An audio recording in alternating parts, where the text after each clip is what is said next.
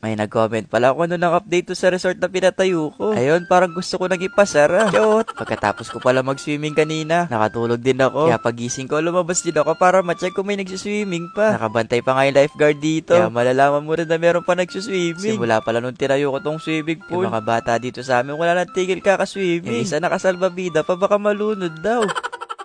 Nagdala na nga daw sila ng extra damit kasi dito na din daw sila mag-overnight. At yung iba nga daw nilang kasama, nandun na daw sa loob ng computer shop, natutulog na. Pagpasok ko nga sa loob mga guys, legit nga may natutulog. Seryoso nga nila yung sinabi ko kanina na dito yung cottage sila sa computer shop. Sabi ko sa kanila, cottage lang, hindi villa. Ay, dito na sila natulog. Bawal nga matulog sa pamilyang to. Kaya sabi ko sa kanila, mag-swimming na kasi bukas may pasok na. Baka gustong pumasok dito sa resort. Sabi ko sa kanila, sa susunod na araw na lang. Kaya shoutout muna sa inyo mga tropa. May dala din pala silang baon dito. Halos nakakalahati na din nila yung plastic. Kaya baon reveal muna tayo mga guys. Di ko alam kung saan nila nakuha tong maliit na mangga. Pero panigurado ako, sa pulo lang yan ng kapitbahay namin.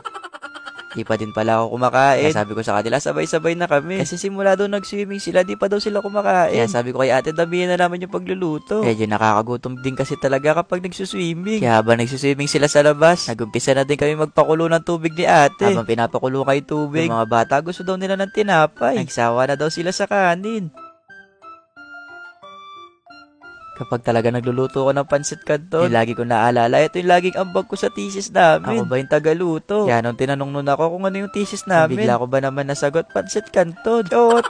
One time pa nga habang nagluluto ko nun, bigla natapon yung pansit canton. Eh wala lang akong ambag sa research ko nun, tapos natapon pa. Ewan ko kung ako lang. Alam nyo na din siguro to. Pag tinatamad ka ako magluto tuwing gabi, ito yung lagi kong kinakain. Masarap to lalo na kung madalang mo lang din siya kainin. Eh, mekos mo lang yan, insan. Bago ko nga ilabas tong pansit canton, tinaste ko na nga muna kung masarap na siya. Medyo mainit-init pa nga. Mas masarap tong kainin kasi mainit pa. Pero tumigil na ako sa kakataste test mga guys, baka naubos ko pa to. Chot! Di na din pala ako naghiwalay na para sa akin. Kasi dito na lang din ako makikikain. At saka tinatamad na ako maghugas. Sabi ko nga sa kanila, dito na lang kami sa cottage kumain. Ay, etong garahe nga namin mga guys, naging resort na talaga. At etong computer shop nga, dito na yung cottage. Baka bukas mga guys, magpatayo na talaga ako ng totoong resort dito. Chot! Masarap kumain ng sabay-sabay. Yung tipong hating magkakapatid. Kaya sabi ko sa kanila, wag sa negosyo. Nung dating nagtitiktok pa lang pala ako, yung mga bata dito sa amin, hindi ko masyadong kilala. Hindi rin kasi ako masyadong naglalabas. Pero nung nag-umpisa ako nag-vlog mga guys, araw-araw nasa labas na yata ako.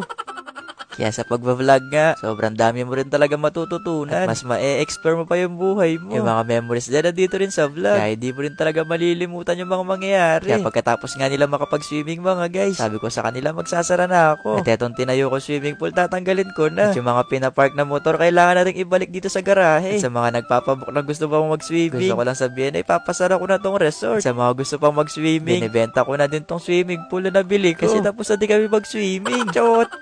Pero gagamitin ko na lang to sa susunod na araw. Dahil na kapag sobrang init ng panahon. Pero sa totoo lang mga guys, sobrang gastos din ito sa tubig. Kaya sobrang dami din na tubig na kakailanganin bago ko talaga makapag-swimming. Nakakatuwa ka mga guys. Kasi itong tinayo ko negosyong resort. Isang araw lang siya nagbukas, nagsara na din. Tulong-tulong na nga lang din pala kami sa paglilinis para mas mapabilis. Kaya share out sa mga kasama ko ngayon mga guys. Kaya sabi ko sa kanila, itatapusin na namin tong vlog. Kaya ayun lang. Bye-bye!